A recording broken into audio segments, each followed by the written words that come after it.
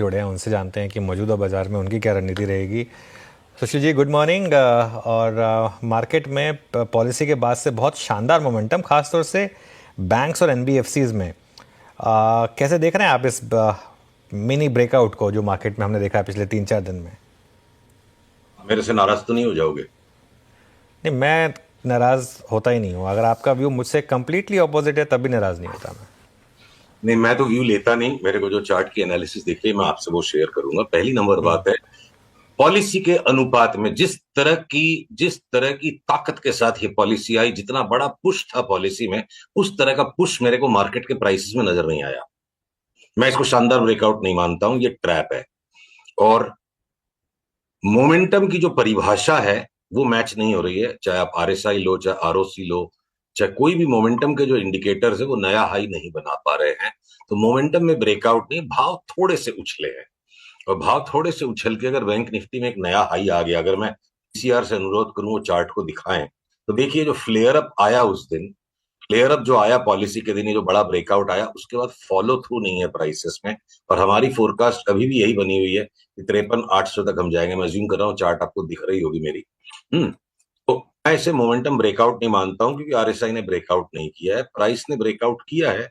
तो ब्रेकआउट के अंदर फॉलो थ्रू का स्ट्रेंथ नहीं, मुझे ट्रैप लग रहा है। और जितनी स्ट्रॉन्ग पॉलिसी आई उस हिसाब से प्राइसेस के अंदर जो एक्शन मुझे दिखना चाहिए था वो संतोषजनक नहीं है, इसलिए मैं सावधान। चलिए, बिल्कुल, जैसा हमने कहा कि वो आपका व्यू है, बिल्कुल रिस्पेक्ट करते हैं उसका। तो अब यहाँ पर ट्रेड क्या है फिर? निफ्टी और बैंक निफ्टी दोनों में ट्रेड क्या बनेगी? पीसीआर से अनुरोध है एक बार वापस से मेरे स्क्रीन की इस चार्ट को दिखाएं। देखिए निफ्टी ने भी अपने पिछले हाई को क्रॉस तो कर दिया 25,130 को, पर इसे हम रेगुलर बी वेव कहते हैं। ये जो है ना, एक ट्रैप है, ये बुल ट्रैप है। हम लोग ट्रैप हो जाने के बाद आइडेंटिफाई करते हैं कि बुल ट्रैप है। अगर पैटर्न्स को समझा जाए पहले से कि ये ट्रैपी पैटर्न, यहाँ फंसना नहीं और इंतजार करना है कि जैसे नीचे की चाल आए, तो हम 24,500 तक के लिए एक बार के लिए अनुज, जो 22,000, 21,500, 20,500 तक की भी बातें होने लग गई थी, उसको थोड़ा हो सकता है टाइम में पोस्टपोनमेंट आए। और एक बार के लिए ट्रेडिंग रेंज लगती है 24,500 के नीचे जाना कठिन है इमीजिएटली। यहां से अगर कोई को ट्रेडिंग करनी है, एक बार 24,500 जाए, फिर हम वापस करंट लेवल पे आए, इतनी इतनी क्लैरिटी दिखती है, उसके बाद डिसाइड करेंगे कि वो 21,000 की चाल आती है कि नहीं। यहाँ चढ़ के लेने का नहीं है। अगर साइड होके बैठ सके बाजार में, शॉर्ट टर्म ट्रेडिंग करने की बजाय, जहां लॉन्ग टर्म बड़े ब्रेकआउट्स कुछ आ रहे हैं, अगर उन पे हम फोकस करें तो ठीक है। बहुत गिने चुने स्टॉक्स के अंदर में अगर ट्रेंड है तो उन पे फोकस करें, तो अभी भी आईटी के स्टॉक्स आप ले सकते हो। पर अदरवाइज ट्रेडिंग ही करनी है कि बस उसके बिना माना नहीं जाएगा, तो एक दो दिन रुकिए, जरा निफ्टी नीचे की तरफ चलने लगे तो बेच के ही कमाने का मौका बेटर लग रहा है। और 24,500 से ज्यादा की मैं मंदी को अभी फिलहाल के लिए नहीं जोड़ रहा हूँ। ये डब्ल्यू के आगे बढ़ी, ये क्या हुआ? वेव्स पैटर्न हुआ? हाँ जी। ऐसा क्या सुशील सर? तो मैं सही कह रहा हूँ फिर? अगर ये ऐसे तो डायग्राम में तो सही लग रहा है, अगर ऐसे गिर सकता है तो अभी रुकिए, एक दो दिन वॉच आउट करिए। अगर मामला ठंडा पड़ना शुरू करता है तो हो सकता है ये बाजार बिकवाली के मौके दे। उसी में एक सटल हिंट आपने दी कि कुछ सिलेक्टिव पॉकेट्स और आईटी में नजर रख सकते हैं।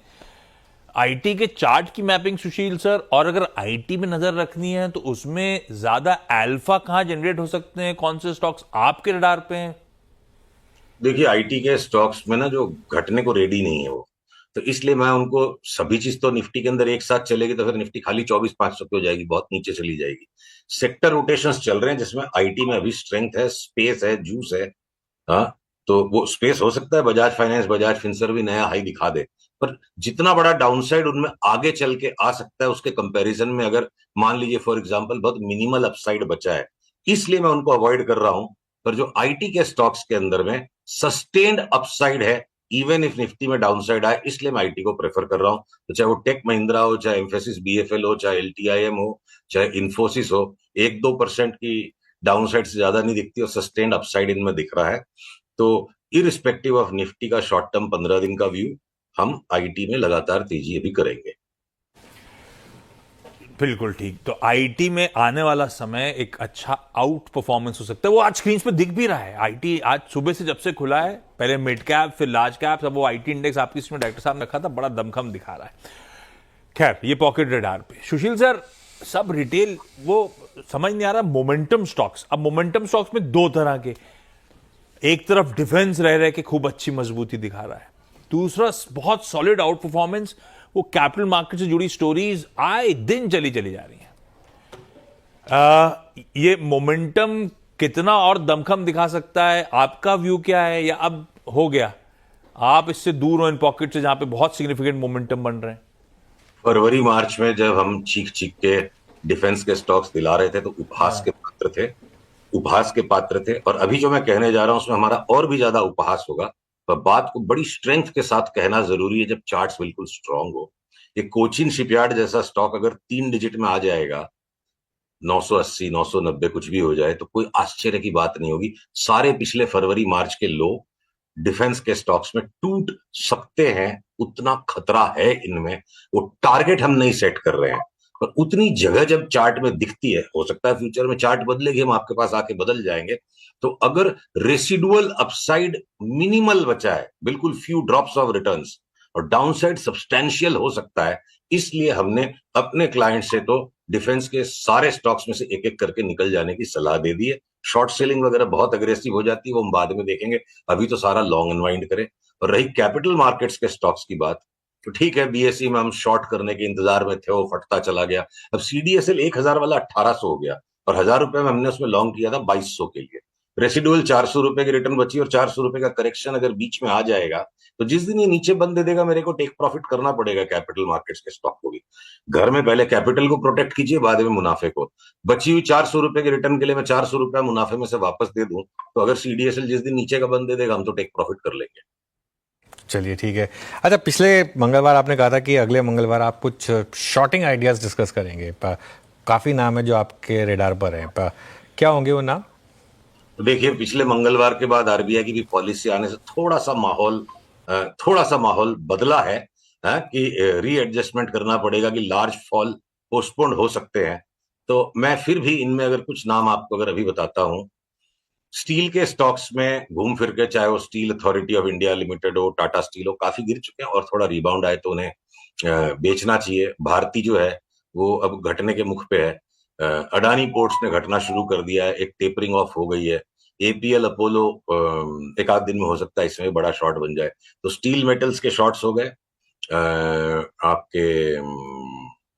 अभी हम चलो स्टील मेटल्स पे ही रखते हैं ध्यान को, शॉर्ट सेलिंग अभी हम मेटल्स में ही करेंगे। मेटल्स, बल्कि मैं फॉलोअप में मेटल्स पे आने वाला था कि आपने बेस मेटल्स की खुद स्टडी करी, तो अब तक क्योंकि स्ट्रीट बड़ा बुलिश था, day on day base metal बड़ा इंचअप कर रहे थे, आज भी क्यूज अच्छे थे। और सुशील सर कह रहे हैं ऊपरी स्तरों पे ये पॉकेट्स जो हैं, दरअसल मामला ठंडा पड़ने की तैयारी। तो सेल, टाटा स्टील, इवन भारतीय, अदानी पोर्ट्स, एपीएल अपोलो, ये स्टॉक्स हैं जो दिक्कत में आ सकते हैं। तो आपके प्रेफर्ड आइडिया सुशील सर, जाते जाते आप दाव कहां लगा रहे हो? आपके कन्विक्शन स्टॉक्स कौन से?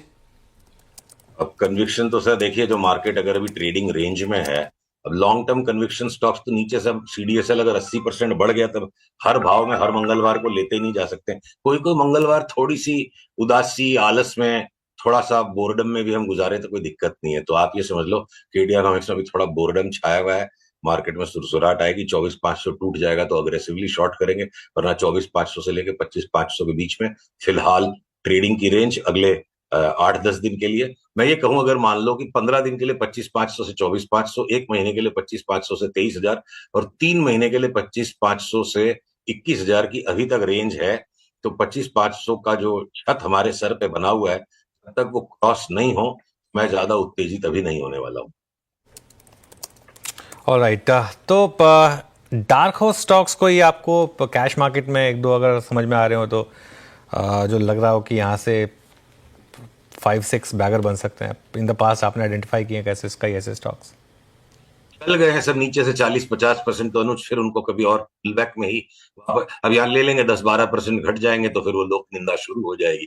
तो देखते हैं इसे अगले मंगलवार के लिए। चलिए, अगले मंगलवार के लिए रखते हैं उन स्टॉक्स को। बहुत बहुत शुक्रिया सुशील जी आज हमारे साथ जुड़ने के लिए और अपना व्यू रखने के लिए। अगले मंगलवार फिर करेंगे आपसे बातचीत। मार्केट ठीक है, थोड़ा सा डे हाई और डे लो के बीचों बीच ट्रेड कर रहा है। 25,055 का लो था, 25,200 के करीब का हाई था। अभी भी है ग्रीन में, मिड कैप में शानदार मोमेंटम है। बैंक निफ्टी रिकवर कर रहा है और आईटी क्लियरली आज की टॉप पॉकेट। एक फ्रेश